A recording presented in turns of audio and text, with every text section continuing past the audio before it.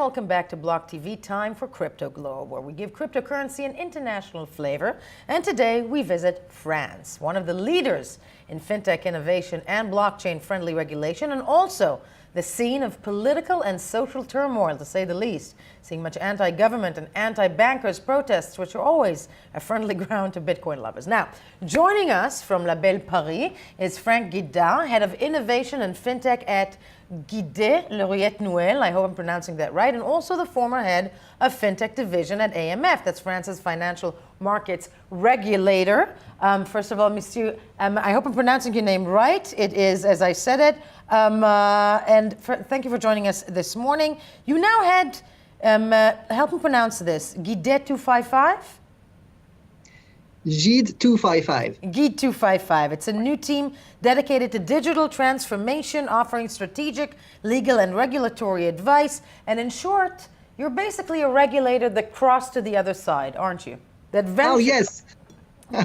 Yes, of course. But you know, in France, when you work for a regulator, you have to work before in the industry. And after this experience, also, you have to go back to the industry. So it's normal. No, it's normal. And I think that gives you the best experience and background. There are those who claim that 2019 will be the year of regulation. As a former regulator yourself, do you think that's a right assessment? Yes, I would say in between, because I think that regulation has been moving forward for, I would say, maybe 3 years now, at least in France. And that's true that, for instance, the PAC bill in France, including rules applying to cryptos this year, the recent advices published by European authorities concerning cryptos and ICOs, and also all the work carried out by supranational bodies creates certainly a unique momentum for regulation applying to blockchain. But I would say that this year could be a game changer for on-chain projects, and more specifically for institutional companies willing to develop some of their activities or sometimes new activities on a blockchain, because we see that blockchain is no longer a buzzword for them, but really open rooms for opportunities. So I would say that 2017 was the year of the PowerPoint presentations. Last year was the year of proof of concept. And this year seemed to be year one for concrete applications based on regulation. Based on regulation. I'm asking you also, when it comes to regulation though, how much regulation do you think blockchain needs? Regulation turns really out to be key in the development of on-chain businesses and the crypto ecosystem. So I'm convinced really that an industry which is totally unregulated on the long term is not sustainable, because those who properly carry out their activities, for instance, really suffer from scams and frauds existing beside of the business, and also because regulation can create a label for players who perform properly their activities. So being regulated and captured by binding rules, or being self-regulated sometimes when there is no rule, forces entrepreneurs to raise questions around their business, and it really creates confidence and trust. So I'm really convinced that the first hooks into the French law, for instance, applying to blockchain, led startup companies and also incumbent players to find more financing, to find partners such as banks, and to accelerate the implementation of blockchain projects in their business models. So sometimes we could see that, we could think that it's a little bit counterintuitive to say that DLTs need to be regulated, but we see that blockchainers themselves have been expecting clarifications regarding regulation for years. So it is really time to provide these answers, and it will help them to find partners and also to develop faster their activities. Now, question to you when it comes to the current situation in France. No secret, it's all in the news and the media. There are a lot of demonstrations. They're very much anti-government. Over the course of the last week, I believe this week even, we saw demonstrators holding signs saying buy Bitcoin while burning foreign currency notes. Do you think that's the kind of publicity blockchain technologies need? I don't want to be too chauvinistic, but we see that on this topic, regulation applying to blockchain, I think that France is certainly an early adopter. And I would say this because when you look at the diverse projects, all the platforms, business models based on the blockchain or playing with cryptos, French regulation offers today a comprehensive framework. from a regulatory perspective. So this is rare enough to be worthy of note. And if we look at what France did to regulate application on blockchain, you see three hooks today. One concerning crowdfunding platforms since April 2016. One concerning the equivalence between a blockchain and a register for mutual funds units and also unlisted financial securities. And we have this PAC bill under discussion at the French Senate that will provide new clarifications concerning the crypto markets, both on the primary market for ICOs and also on the secondary market.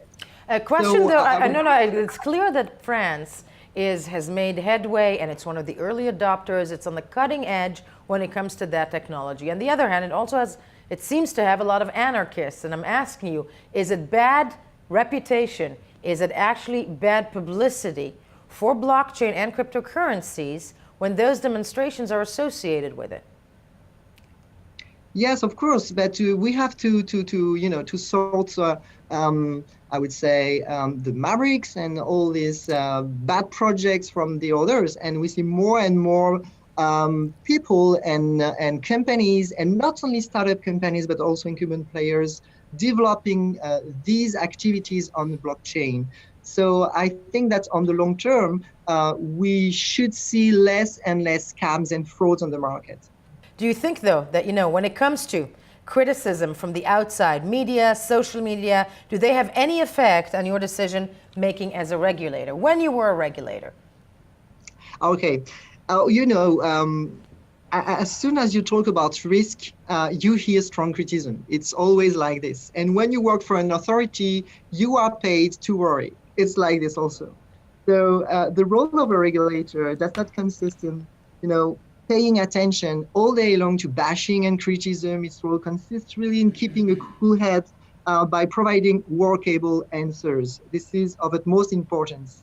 So I think that influencers were surprised by our actions in France because we opened a lot of rooms for discussion with stakeholders. We opened a desk with the Prudential Authority to accompany project holders in their regulation process. We also provided legal assistance free of charge to help French and foreign entrepreneurs working on the blockchain to find answers.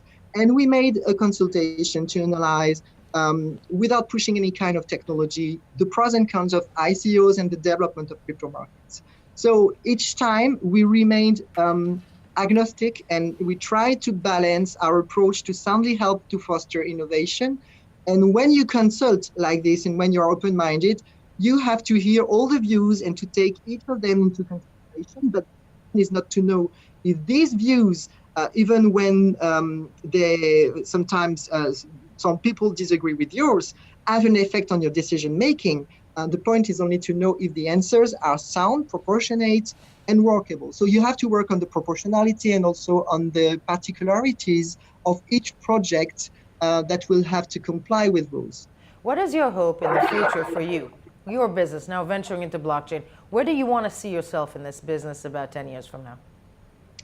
I think it's important to think, for instance, European when you work in Europe, because when you work on the blockchain and when you develop something on the blockchain, you have to think global. So if we all work at a domestic level from a regulatory perspective, but also from a business perspective, we know that it will not be a success. So we have to think broadly, we have to think globally. And I think that for a regulator and also for all the public bodies, it is really important to open rules for development for each kind of actors willing to develop their activities on the blockchain, and to make sure that at the end of the day, the evolution of rules will be aligned on all the countries willing to develop and to foster innovation. So it is really important to think like this. Frank Guidard, a true believer in the blockchain technology who has hopped over into it from being a regulator. Thank you for joining us today. That would be it for us. Of course, do not forget to check us out on every social media platform, Facebook, Twitter, Telegram, and we'll be right back.